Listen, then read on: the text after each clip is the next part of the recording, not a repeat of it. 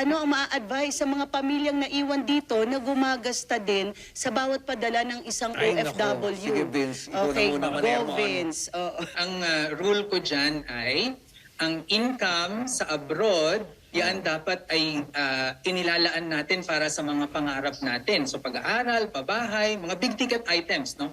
Pero kapag basic needs yan, dapat i-make sure natin na kakayanin ng income dito sa Pilipinas. Hindi po porke na tayo ay may kamag-anak o kapamilya na nagtatrabaho abroad, ay sitting pretty na lang tayo dito sa Pilipinas. Kailangan po ay magtrabaho pa rin tayo, and we have to make sure na yung ating kinikita dito sa Pilipinas ay kaya nating punan yung ating basic needs. Pagkain, tubig, kuryente, internet. Kasi kapag hindi natin kakayanin yon at yung basic needs natin nakasalalay na maski sa abroad, ang ibig sabihin lang po niyan ay ayaw nyo nang bumalik ang mga nasa abroad dito sa Pilipinas. Kasi kung umuwi yan, wala nang source of income.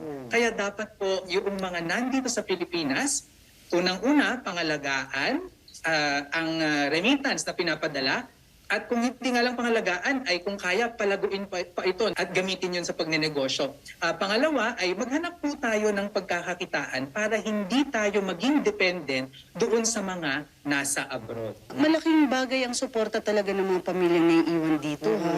Para sa ating mga OFWs. Kasi yun nga sabi nga ni Sir Vince na akala natin ay napakaraming perang kinikita, ay lahat po yun pinagtatrabahuan na misulang kalabaw na ang ating mga kamag-anak.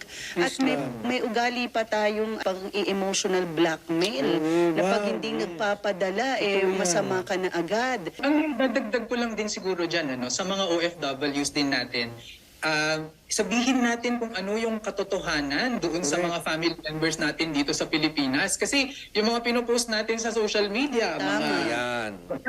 kumain na naman tayo sa bagong restaurant. Ay, kaya nako, Vince! Diyos ko, totoo ka dyan. Totoo. Ako kasi, galing ako sa pamilya na maraming OFWs. Naalala ko yan, yung kapatid ko, nurses, naiwan sa amin yung kanyang dalawang anak, no? 4 years old at 2 years old. Pero ang ginagawa ng kapatid ko na noon, wala pang social media noon, nagpapadala ng picture sa trabaho. Tapos kapag tinatawagan sa telepono, pinapakita yung picture doon sa bata. Anak, nagtatrabaho ako dito at nag-overtime ako para makuha ko na kayo kaagad. Mas naintindihan ngayon ng bata. At alam mo yung panganay na napamangkin namin yan, naalala ko na pasukan, bibili kami ng sapatos. Tapos sabi niya, bakit mo ako bibilhan ng sapatos, tito?